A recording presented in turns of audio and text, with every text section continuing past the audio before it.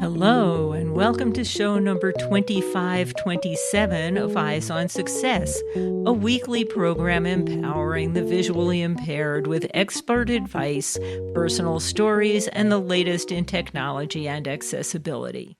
I'm Nancy Goodman Torpey. And I'm Pete Torpey. And I'm one of the first people in the whole world who had this surgery done. And this surgery gave me a small amount of sight in my right eye. And after that amount of vision was restored to your right eye, you found out that the world had changed during the time that you had been virtually totally blind. I say to people, I am the modern day Rip Van Winkle. And this is a story of what can happen when you're blind for some number of years, and then all of a sudden, some of your sight is suddenly restored. We'll talk with Beth Pizzarello about losing her vision due to retinitis pigmentosa, adapting to blindness, and undergoing innovative surgery that restored partial sight, and what that experience was like. We will also discuss her book, Eclipsed, about those experiences and her philosophy of embracing life's changes. But first, for our tip of the week. This week's tip comes from Beth Pizzarello. Never let your inability to do something represent what you can and can't do. Because as I say to everybody that reads my story, I am more than a walking eyeball. And so is everybody. You have a lot of wonderful characteristics you can build on, pivot with, never give up, but you're more than what is ailing you. And I think a lot of times we use that as the stop for our lives, and it doesn't have to be. Pivot is what I say. Pivot. Great. And your story is a great example of how that can make all the difference in the world to your mindset. Oh, thank you. I'm just trying to encourage others to see a different way to view their life when they have tragedy occurring, like blindness, whatever. I think sometimes, like I say, we use that as our calling card, you know. Hello, I'm Beth Pizzarello. I'm blind. No, I don't do that anymore. I'm more than that. Mm-hmm. So, and I want everybody else to be encouraged to recognize that they are more than that. Great message, Beth. Thank you. Thank you so much. Thank you. Support for Eyes on Success is provided by Biped AI, the Swiss startup behind Noah, an all-in-one mobility tool worn on the shoulders. Noah provides audio GPS instructions, detects obstacles, and describes surroundings in real time using its live AI feature.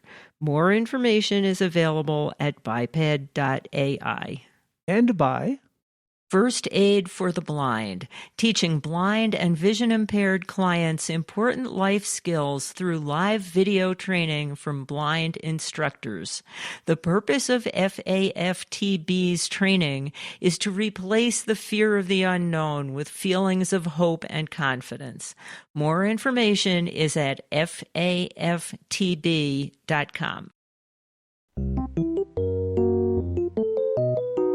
You are listening to Eyes on Success. Success, success, success, success, success. Let's start by meeting Beth.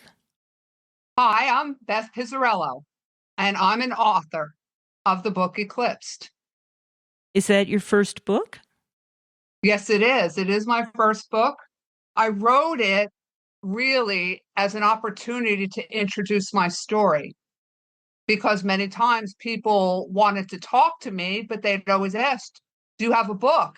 And when I didn't have one, it seemed to take their feeling about the strength of the story. So when I put it into book form, it just worked. That, I had something tangible to give to somebody. It's almost like an indication of credibility. I cared that much about it that I put my message to paper. And we've talked to many visually impaired and blind people on this show as guests. And you have quite an unusual story, though, in terms of first going blind, and then later on getting your vision restored. And that's what we'll be talking about today. Eyes on Success connects corporate sponsors with visually impaired listeners around the world. More information about becoming a sponsor can be found at www.sponsor.eyesonsuccess.net. This week's focus topic is Beth Pizzarello's recently published memoir, Eclipsed, a sighted woman's journey into blindness and the miraculous surgery that restored her sight decades later. We'll talk with Beth about her experiences that led her to publish this book. Anyway, Beth, I thought that your book was very interesting. I always tell people that I consider myself almost lucky that I was born visually impaired. And so that way I was plugged into a lot of resources. I was used to not seeing things perfectly. And although I did lose my sight later on in life, it was a smoother transition. But I consider myself lucky in terms of if you lose your sight when you're older, it's a huge transition. And it was for you, wasn't it? You started losing your sight around 20 or so?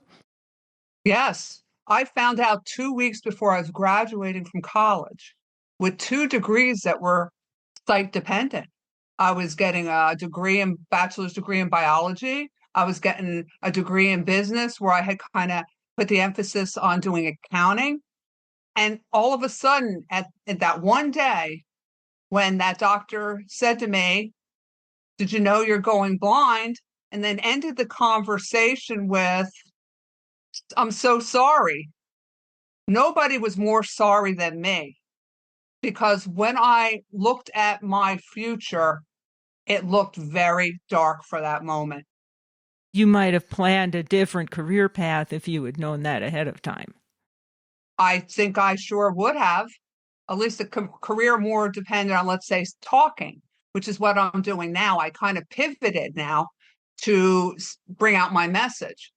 But, it was one of those moments where you looked around. I looked around the room. I could still remember looking around the room and hearing what he was saying, but it was so upsetting to me that it almost, when he kept talking, it sounded like he was talking in a foreign language. And then I came back when he said, "I'm so sorry. Good luck." Good luck? What kind of good luck? What was good about anything to do with that? And that's one of our big pet peeves about ophthalmologists in general is, they treat the symptoms and the physical aspects of the eye condition, but he gave you no hint as to how to make some modifications in your life, what assistive devices could help you. He didn't point you to other resources at all. He just said, essentially, goodbye. Yeah. Good luck and goodbye. That's pretty common. I have to say that when that happened, at that moment, and I tell anybody that I ever talked to, at that moment, I was so blind at that moment, more blind I felt than I really was physically. I could still see when he was giving this message. When he told me it was over at that moment, for me, it was. And I think that's the other thing. When they don't give you hope or don't give you any kind of encouragement to live your best life, what are you offering people, Now, your transition to losing almost all of your sight was pretty gradual over a very long period of time, right? You lost most of your sight when you were around 40. Yes. I attended the Lighthouse for the Blind when I was about 40. So that was the other thing. It was like almost like, pulling this bandage off your arm slowly. Every day, I remember I would wake up and test my eyesight with my finger, seeing like where I could see it. Can I still see it here? I drove myself crazy trying to figure out the day. But the thing of it was, with the retinitis pigmentosa, I had lost my vision in like stints. I would have a lot of vision loss at one point, where the cells would be really active to make my sight lessen. But, I had times where I had a long plateau with nothing happening, which I would always say, oh, it's over, just in time to at some point have another attack and take another bit of my sight away.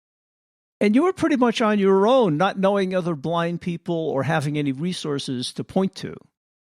That's right. And the other difficulty, and I say this, when I was going blind and I was very, almost literally totally blind, nobody ever checked that anything else was going on with my eyes.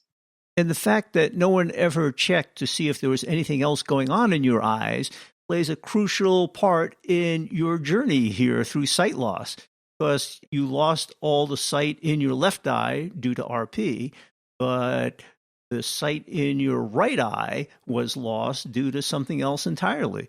So tell us that story and what all happened there. It ended up that although the retinitis pigmentosa took all the vision out of my one eye, my left eye, and took all the periphery, the irony to my story is although the RP, retinitis pigmentosa, was taking my sight, they never checked to see if there was anything else going on. And what ended my sight, the last thing that took it all away, was I had an undetected viral infection. And what it did is that it affected my eyes, and it caused, because it went untreated, it caused a masses of scarring tissue to develop over both lenses. And that mass of scarring tissue was inoperable until 2011-12. That's when I got my surgery that brought sight back, some sight in one eye only. Can you describe what that surgery was? It was in your eye. It's capsular hooks they put in. When your eye, you have the lens held in by a groove. What happened was with this viral infection, the groove was destroyed. So there's no way for the eye to hold a lens. So what this miraculous surgery was that this doctor at Bascom Palmer figured out how to hang the lens on the outside with hooks, like a mirror on the wall. And I'm one of the first people in the whole world who had this surgery done. And this surgery gave me a small amount of sight in my right eye. And after that amount of vision was restored to your right eye, you found out that the world had changed during the time that you had been virtually totally blind. I say to people, I am the modern day Rip Van Winkle. When my sight left, the little man on dial-up internet on AOL was running across the screen. When I got this miraculous surgery, everybody had this thing called smartphones with icons. When I got my surgery, I couldn't believe what you were all doing. So the world had changed a whole lot because you were essentially blind for 10 years, just about. Over that 12 years, I hadn't seen anything for 12 years. I was blind. So everything was new. Everything was brand new. So when I say to you, I was the Rip Van Winkle, I'm not kidding you. The first time I tried to use a smart machine, which was a soda machine, I saw it and my friend was saying it's over there. And I saw these advertising bubbles moving around. And she said, all you have to do is touch it. Touch the screen. Well, where's the screen? I started trying to touch these advertising bubbles. And at one point, I swear, I'm pretty sure I looked like I was making out with the machine because I was trying to touch them and I wasn't thinking I was touching them fast enough because I didn't know that there was a screen below that you just pressed. Right. It was a whole new paradigm for you. You weren't familiar with the idea of pressing icons, looking for what icons meant what, etc. And for anybody who's never seen one of these machines, As I mentioned earlier, I'm fully sighted. And the first time I saw one of these machines, I was pretty surprised too. But it's basically a soft drink dispenser with a huge touch screen and circles all over the place telling you what category do you want. And then you tap on the category you want. So maybe Coca-Cola, and then it offers you a dozen sub choices and maybe sub choices from there. And it's this mammoth touch screen. And if you don't know that exists, it's pretty surprising. Oh my, I'll tell you what, I felt like I was in a whole new world because at this point, when I was totally blind, I knew what I wanted and I couldn't see it. At this time, I could see what I wanted and I couldn't get it. I couldn't figure out how to get it. So there was a little bit of an irony there. I kept thinking, gee, we can't see it, can't get it. When you can see it, you can't get it. So what's the difference? You were more frustrated. Oh, but I will say the world also responded differently when I wasn't carrying the cane. When I would go to a store, they would take my credit card, right away, ring it up, tell me what the amount was, and off I went.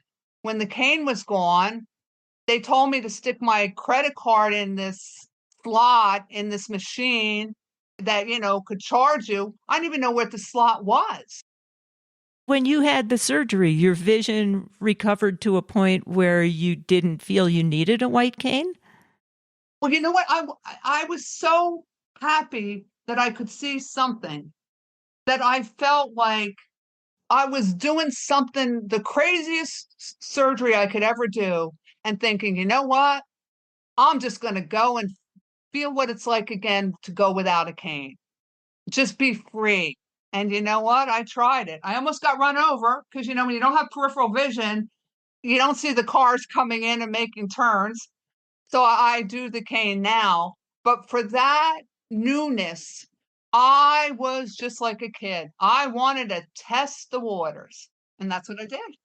I'll bet. And just to be clear, so people understand, this did restore your vision so you could see at least some stuff pretty well, but you didn't have vision in one eye and you had severe tunnel vision still in the other eye because of the RP. Correct. What it did was it restored some of my vision in my right eye. When the implant was brand new, the little bit of vision I had was restored to 20/30 with color. And I could see that. Now that the implant this is like the 12th anniversary or so of the implant is having some problems. Sometimes I don't see well at all. Like today I call this a bad eye day. But right now I'm riding the tail end of a brand new experiment that I was grateful gave me this sight that I have now. And although it doesn't work all the time, I say I have some sight now. So you've been thrown around quite a bit in your journey, from losing vision gradually over almost 20 years and going through a lot of trauma and adjustments, and then being blind and adjusting to total blindness for another 10 or 12 years, and then regaining your sight and then kind of losing it gradually again. Have you kind of accommodated and adjusted to this? What's your feeling now about your blindness? Are you kind of at peace with it, or what? I think that at some point in your life, like I had to do, there's a point where you have to decide whether you want to have a good life where you're at, because sometimes where you're at is where you're at for the moment. Like with me, example, I could have, and I was miserable for over 5 years. I will tell you, when they delivered that news to me, I sat in a chair for 5 years, just worrying about going blind. I wasn't even blind yet, but there was a lot of stress going on with that. The other thing is, which is an irony here, when I got my sight back, like you hear, so many years, the world has changed. They never gave me any counseling either about what I was going to jump into. I just had the surgery, and 12 hours later, I was unbandaged, and there it was. It wasn't like you see in the movies where, your sight goes in and out and all of a sudden you can see or not see. After the 12 hours, they told me, when you unbandage, that's what you have. Because they couldn't tell me what I had because they didn't know what I had before I had the blindness, the scar tissue. So, that was something.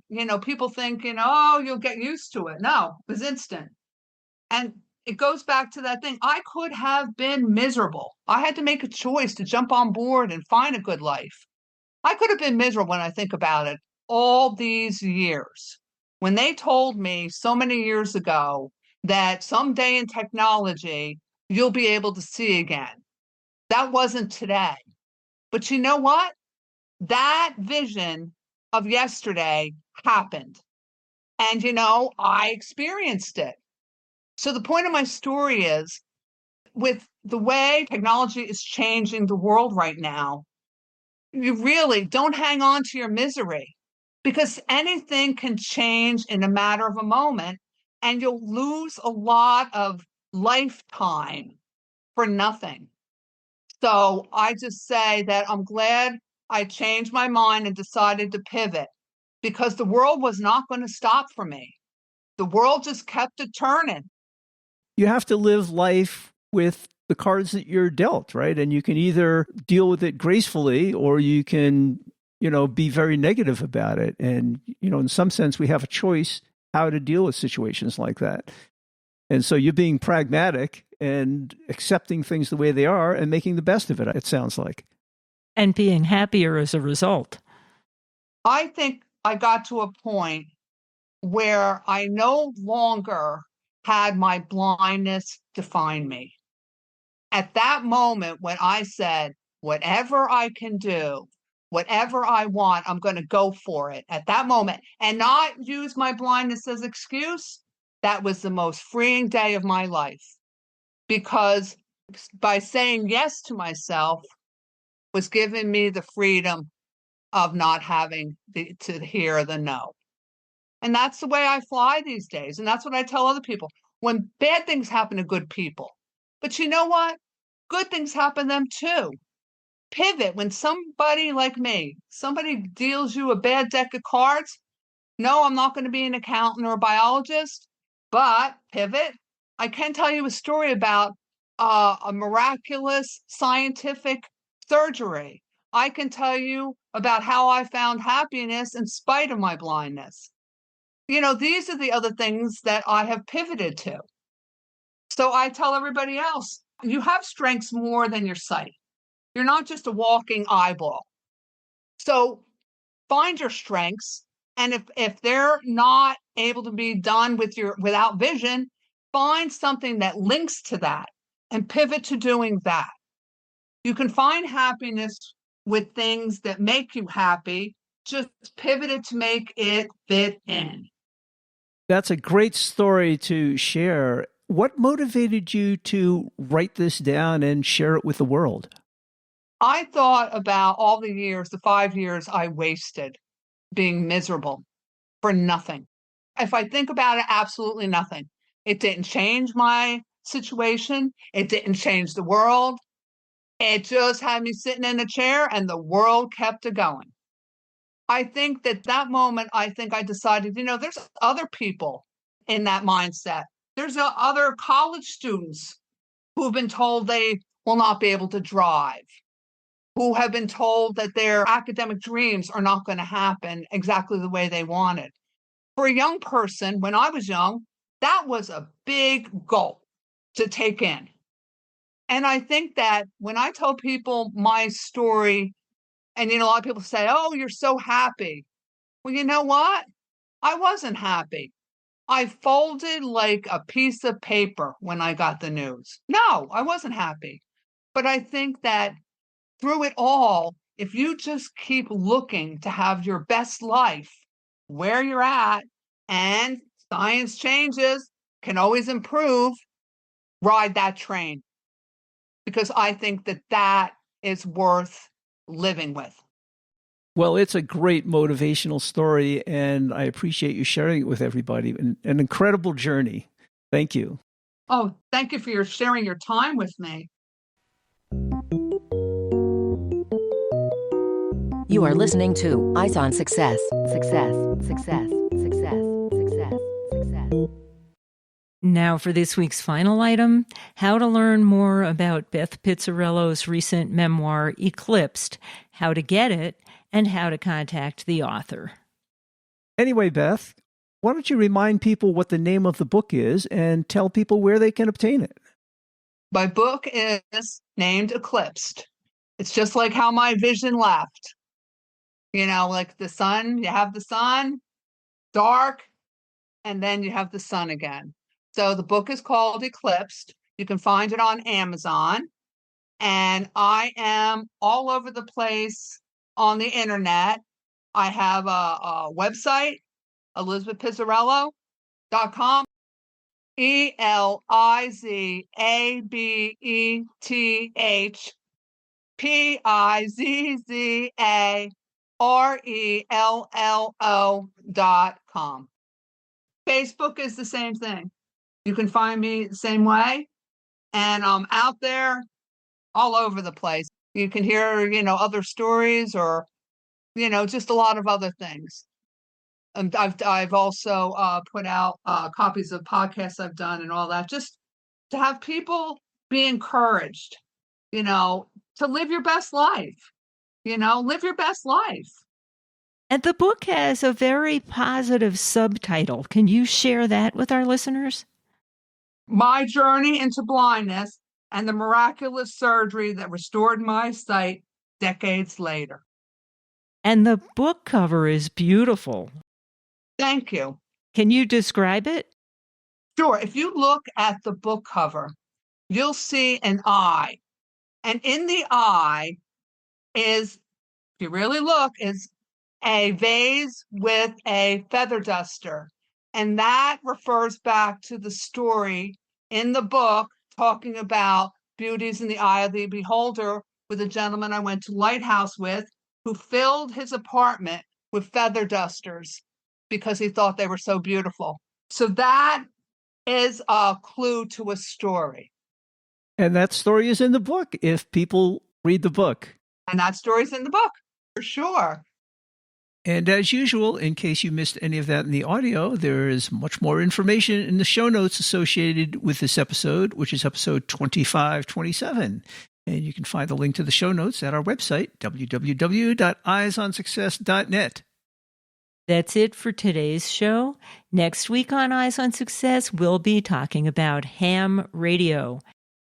We'll talk with retired attorney and ham radio enthusiast John McCann, call sign KW4U, about his experiences as a blind ham operator since the 1960s, how modern equipment provides accessibility, and why this hobby is a fantastic way to make friends and serve as a vital communications backup in the case of an emergency. Thanks for joining us this week, and we hope you'll join us next week to have some fun hamming it up all together. You've been listening to Eyes on Success, hosted and produced by Nancy Torpey and Peter Torpey.